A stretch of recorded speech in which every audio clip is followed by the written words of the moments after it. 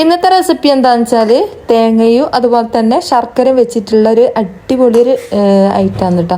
നല്ല ടേസ്റ്റാണ് കേട്ടോ ഇത് കഴിക്കാൻ വേണ്ടിയിട്ട്. ഇത് പെട്ടെന്ന് തന്നെ നമുക്ക് തയ്യാറാക്കി കൊടുക്കാൻ പറ്റുന്ന നല്ല അടിപൊളിയായിട്ടുള്ളൊരു റെസിപ്പിയും കൂടിയാണ് കേട്ടോ. ഇത് എങ്ങനെ തയ്യാറാക്കുന്നത് ഞാൻ കാണിച്ചു തരാം. ഒരു പഴയ കാല റെസിപ്പിയും കൂടിയാണ് കേട്ടത്. അപ്പോൾ ഞാനിവിടെ ശർക്കര എടുത്ത് വെച്ചിട്ടുണ്ട്, അതുപോലെ തന്നെ തേങ്ങ എടുത്ത് വെച്ചിട്ടുണ്ട്. തേങ്ങ ഇപ്പം നിങ്ങൾക്ക് ഒരു തേങ്ങ വേണമെങ്കിൽ ഒരു തേങ്ങ എടുക്കാം. നിങ്ങൾക്ക് ആൾക്കനുസരിച്ച് സാധനത്തിൻ്റെ അളവ് കൂട്ടി കൊടുക്കുകയും കുറയ്ക്കുകയൊക്കെ ചെയ്യട്ടോ.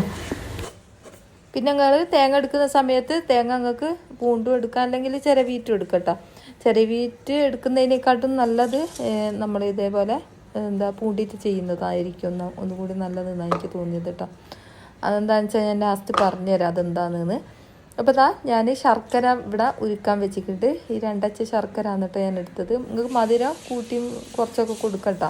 നിങ്ങൾക്ക് 3 അച്ച് ശർക്കര വേണമെങ്കിൽ എടുക്കാം, മധുരം കൂടുതൽ വേണമെങ്കിൽ 3 അച്ച് ശർക്കര എടുക്കട്ടോ. അപ്പം ഞാനിപ്പോൾ ഇവിടെ 2 അച്ച് ശർക്കര എടുത്തത്. ഇതിലേക്ക് ഞാൻ 1 ഗ്ലാസ് വെള്ളം ഒഴിച്ചിട്ട് ഞാൻ ഇതൊന്ന് ഉരുക്കാൻ വെക്കുന്നുണ്ട്. ഇവിടെ ഞാനൊരു 1/4 കപ്പ് അരി എടുത്തിട്ടുണ്ട്. ഏത് ടൈപ്പ് അരി ആയാലും കുഴപ്പമില്ല കേട്ടോ. റേഷൻ കടയിലത്തെ അരി ആയാലും കുഴപ്പമില്ല, സാധാ നമ്മൾ ചോറ് വെക്കുന്ന അരി ആയാലും കുഴപ്പമില്ല കേട്ടോ. ഇതൊന്ന് കഴുകി വൃത്തിയാക്കിയതിന് ശേഷം അതൊന്ന് വറുത്തെടുക്കാം നമുക്ക്.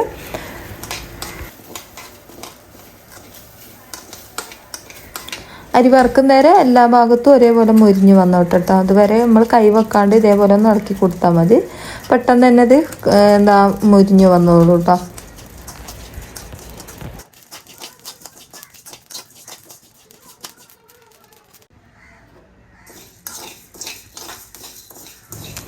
അപ്പോൾ അരി അത്യാവശ്യം വറന്ന് വന്നിട്ടുണ്ട്. അവിടെ ഇവിടെയൊക്കെ ഉള്ള അരി ഒന്നും കൂടി മൂത്ത് വരാനുണ്ട് കേട്ടോ.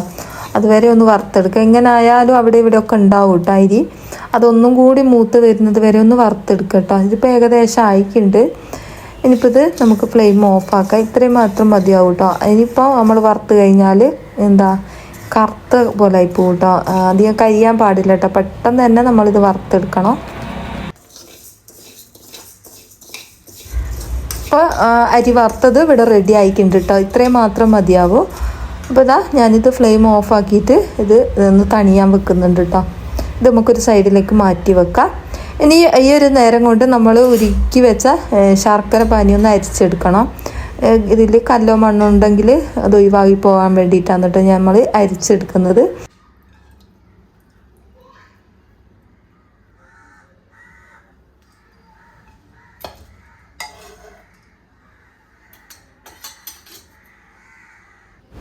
ഇതിൽ അത്യാവശ്യം കല്ലും മണ്ണൊക്കെ ഉണ്ട് കേട്ടോ. അതുകൊണ്ടാണ് ഞാനിത് അരിച്ചെടുത്തത് കേട്ടോ.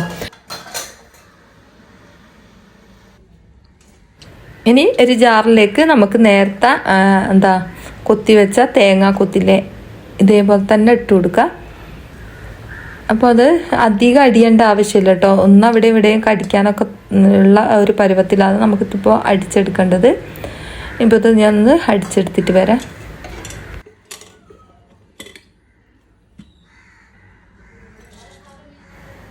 കണ്ടില്ല, ഈ ഒരു പരുവത്തിലാണ് നമുക്ക് കിട്ടേണ്ടത്. നല്ലോണം അടിയേണ്ട ആവശ്യമില്ല കേട്ടോ. അവിടെ ഇവിടെയൊക്കെ ചെറുങ്ങനെ ഒന്ന് കടിക്കാനൊക്കെ ഉണ്ട് കേട്ടോ. ഈ ഒരു പരുവത്തിലാവുമ്പോൾ നല്ല ടേസ്റ്റാണ് കേട്ടോ ഇതേപോലെ ഉണ്ടാക്കി കഴിക്കുന്ന സമയത്ത്. ഇനി നമ്മൾ ശർക്കര ഉരുക്കി അതേ പാത്രത്തിൽ തന്നെ ഞാൻ ഈ ഒരു തേങ്ങ ഇട്ട് കൊടുക്കുന്നുണ്ട്. തേങ്ങ മുഴുവനായിട്ട് ഞാൻ ഇതിലേക്ക് ഇട്ട് കൊടുത്തിട്ടുണ്ട്.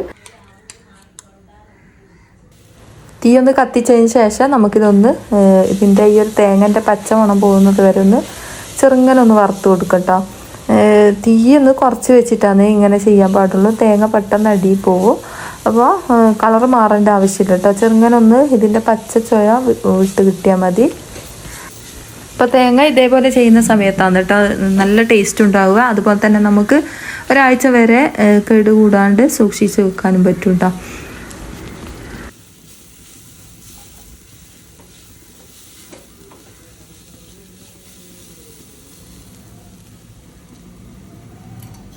കുറേ നേരം ഇങ്ങനെ വറുക്കേണ്ട ആവശ്യമില്ല കേട്ടോ. കുറച്ച് നേരം ഒന്ന് വറുത്തതിന് ശേഷം നമുക്ക് ശർക്കര പാനി ഒഴിച്ചു കൊടുക്കുക. എന്നിട്ട് ഇത് നല്ലോണം ഒന്ന് വറ്റിച്ചെടുക്കുക കേട്ടോ. ഈ ഒരു ശർക്കര പാനി കിടന്നിട്ട് ഈ ഒരു തേങ്ങ നല്ലോണം ഒന്ന് വെന്ത് ഒരു പരുവത്തിലാവണം കേട്ടോ. അതുവരെ ഒന്ന് ഇളക്കി കൊടുക്കുക. ഇടയ്ക്കൊന്ന് ഇളക്കി കൊടുത്താൽ മതിയാവും കേട്ടോ. തീ കൂട്ടി വെക്കുന്ന സമയത്ത് നമ്മൾ കൈവെക്കാണ്ട് ഇളക്കണം. തീ കുറച്ച് വെച്ച് സമയത്താണെന്ന് വെച്ചാൽ അതങ്ങനെ വറ്റിക്കോളൂ കേട്ടോ. നമ്മളത് മൈൻഡ് ചെയ്യേണ്ട ആവശ്യമില്ല. കുറച്ച് കഴിഞ്ഞ് വെള്ളമൊക്കെ വറ്റിയതിന് ശേഷം വന്ന് നോക്കിയാൽ മതി. എന്നിട്ടൊന്ന് ഇളക്കി കൊടുത്താൽ മതി. ഇനി ഇതിലേക്ക് ഞാൻ നല്ല നെയ്യ് ചേർത്ത് കൊടുക്കുന്നുണ്ട്. എന്നിട്ട് ഇതൊന്ന് ഇളക്കി കൊടുക്കട്ടോ. നെയ്യ് ചേർത്തത് ഒരു 1/2 ടീസ്പൂൺ മാത്രം മതിയാവേ, ഒരു ടേസ്റ്റിന് വേണ്ടിയിട്ട്. ഇനിയിപ്പോൾ ഞാനിത് ഇളക്കി കൊടുക്കുന്നുണ്ട്. ഞാനിപ്പോൾ ഹൈ ഫ്ലെയിമിൽ ഇട്ടിട്ടാണ് കേട്ടോ അത് ചെയ്തെടുക്കുന്നത്. അതുകൊണ്ടാണ് കൈ വെക്കാണ്ട് ഇളക്കുന്നത്. അപ്പോൾ ഇത് പെട്ടെന്ന് തന്നെ വറ്റി കിട്ടുമല്ലോ. അപ്പോൾ വെന്ത് ഏകദേശം ശർക്കര ഒറ്റ നൂൽപ്പരുവാവില്ല. ഈ ഒരു സമയത്ത് നമുക്ക് ഫ്ലെയിം ഓഫ് ആക്കണം കേട്ടോ. ഒരു 2 ഏലക്ക ചതക്കിയതും കൂടി അതിലേക്ക് ഇട്ട് കൊടുക്കുന്നുണ്ട്. നിങ്ങളെ കയ്യിൽ പൊടിയാണുള്ളതെന്ന് വെച്ചാൽ അത് ചേർത്ത് കൊടുക്കുക. ഇനിയിപ്പോൾ അത്യാവശ്യം ഇത് വറ്റി വന്നിട്ടുണ്ട് കേട്ടോ. തേങ്ങയൊക്കെ വെന്തിട്ട് നല്ലോണം അത്യാവശ്യം വറ്റി വന്നിട്ടുണ്ട്. ഒരു 1/4 ടീസ്പൂണ് ചുക്ക് പൊടിയും കൂടിയും ചേർത്ത് കൊടുക്കുന്നുണ്ട്. നിങ്ങളെ കയ്യിലുണ്ടേ ചേർത്ത് കൊടുക്കുക, ഇല്ലെങ്കിൽ കുഴപ്പമൊന്നുമില്ല കേട്ടോ. ഏലക്ക തന്നെ മതിയാവും. നല്ലോണം വെള്ളമൊക്കെ വറ്റി വന്നിട്ടുണ്ട് കേട്ടോ. കുറച്ചും കൂടി ഒന്ന് വെള്ളം വലിഞ്ഞു കഴിഞ്ഞാൽ നമുക്ക് ഫ്ലെയിം ഓഫാക്കാം. കണ്ടില്ലേ, ഈ ഒരു പരുവത്തിലാണ് നമുക്ക് കിട്ടേണ്ടത് കേട്ടോ. ഈ ഒരു നല്ലോണം വെള്ളമൊക്കെ വറ്റി അടിപൊളിയായിട്ട് തന്നെ കിട്ടിയിട്ടുണ്ട് കേട്ടോ. ഇവിടെ തേങ്ങ അങ്ങനെ കടിക്കാനും കാണുന്നുണ്ട് കേട്ടോ. അപ്പോൾ നല്ല ടേസ്റ്റാണ് ഇടയിൽ ഈ ഒരു തേങ്ങ കടിക്കുന്ന സമയത്തും. അപ്പോൾ ഇത്രയും മാത്രം മതിയാവും. ഇനിയിപ്പോൾ നമുക്ക് ഫ്ലെയിം ഓഫാക്കാം.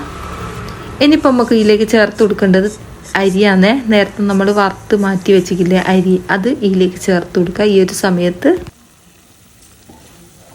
എന്നിട്ട് തേങ്ങയും അതുപോലെ തന്നെ അരിയും കൂടി ഒന്ന് നല്ലോണം മിക്സ് ആക്കി കൊടുക്കുക ഇതേപോലെ. അപ്പോൾ എല്ലാ ഭാഗത്തും ആകുന്നത് വരെ ഒന്ന് മിക്സ് ആക്കി കൊടുക്കട്ടോ.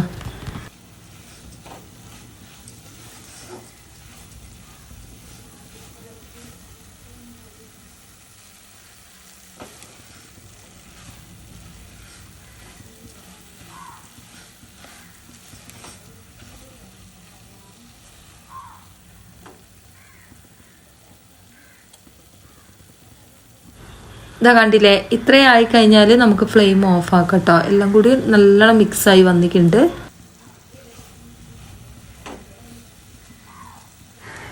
അപ്പോൾ ഈ ഒരു തേങ്ങൻ്റെ ഇടയിൽ ഈ ഒരു അരി കടിക്കുന്ന സമയത്ത് നല്ല ടേസ്റ്റാണ് കേട്ടോ. ഒരു പ്രാവശ്യമെങ്കിലും ഇതേപോലെ ഒന്നും ചെയ്യാത്തവരുണ്ട് ഇത് ചെയ്ത് നോക്ക്. എന്തായാലും നിങ്ങൾക്ക് ഇഷ്ടമാവും ഇതേപോലെ ചെയ്താൽ. അപ്പോൾ ഞാൻ ഒരു പാത്രത്തിലേക്ക് മാറ്റിയിട്ട് കാണിച്ചു തരാം എങ്ങനെ ഉണ്ടാവുന്നു. അപ്പോൾ നമ്മളെ വീഡിയോ കണ്ടവർ വീഡിയോക്ക് മറന്നു പോകാണ്ട് ലൈക്ക് തരണം കേട്ടോ. അപ്പോൾ ആദ്യം തന്നെ പറയാൻ വിട്ടുപോയതാണ് ലൈക്കിൻ്റെ കാര്യം. അപ്പോൾ മറന്നു പോകാണ്ട് ലൈക്ക് ബട്ടൺ ഒന്ന് പ്രസ് ചെയ്തേക്കണം കേട്ടോ.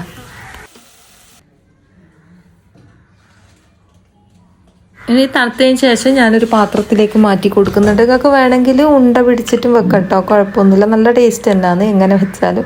ഞാനിപ്പോൾ അങ്ങനെ ഒന്നും ചെയ്യുന്നില്ല, ഞാനൊരു പാത്രത്തിലേക്ക് മാറ്റി കൊടുക്കുകയാണ് ചെയ്യുന്നത്. ഇത് കുറച്ചാണെന്നുള്ളൂ. അപ്പോൾ ഇത് ഉണ്ട പിടിച്ചിട്ട് നിങ്ങൾക്ക് ഒരാഴ്ച വരെ വെക്കുകയൊക്കെ ചെയ്യാം കേട്ടോ.